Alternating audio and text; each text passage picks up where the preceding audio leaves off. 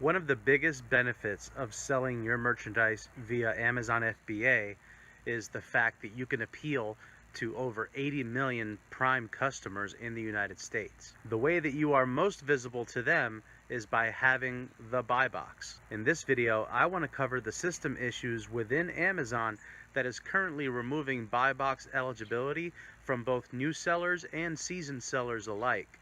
My name is Manny, and this is Manny's Book Bag.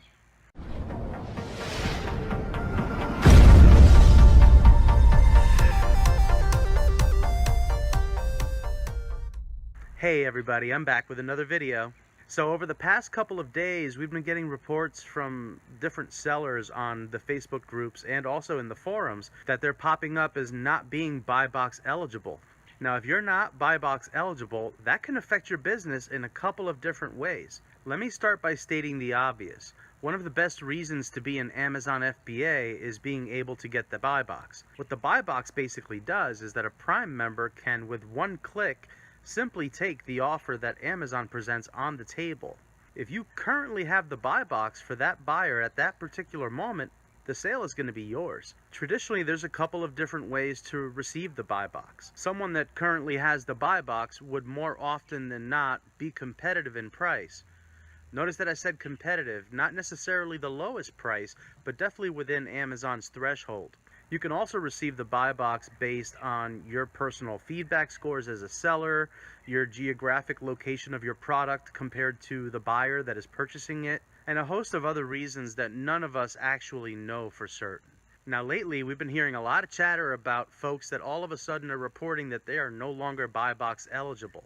It is very easy to see why this would be a concern to any seller that is usually in buy box rotation.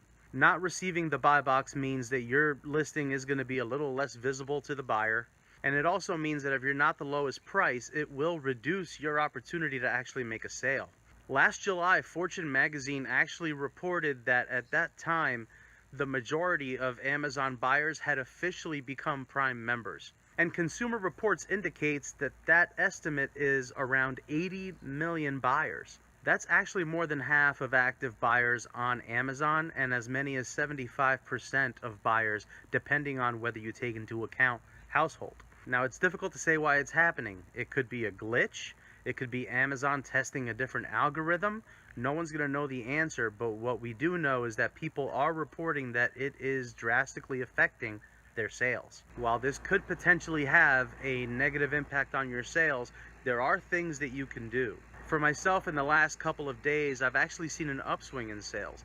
The main reason is that I've been shipping very regularly to Amazon, and on Monday, Amazon received over 150 books. Also on Amazon, I shipped out another 180 books that they should be receiving by Thursday, Friday the latest. The more you ship, the more that you will naturally increase your sales. Shipping is one thing that you can do, but another thing that you can do is make sure that you are priced competitively.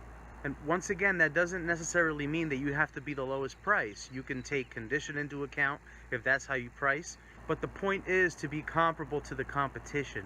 One of the things that I like to do is actually go into Seller Central and look at the pricing tab. I go right to the pricing dashboard, and one of the ways that I check to see how well I'm pricing is to actually check my pricing competitiveness score. Now, a couple of months ago, when we went through those issues with Amazon's new fees and the price tanked on a bunch of books, I had made a conscious choice not to adjust my pricing too low. As I was checking my price competitiveness score, it dipped as low as about 73%. When I looked at it today, it is up to 85% and hopefully well on its way to going back up into the 90s. That is usually a great indicator for me of my expectation of sales volume. On that same dashboard, what I don't consider to be a great expectation of sales volume is my buy box percent. It's usually only at 0.1% to begin with.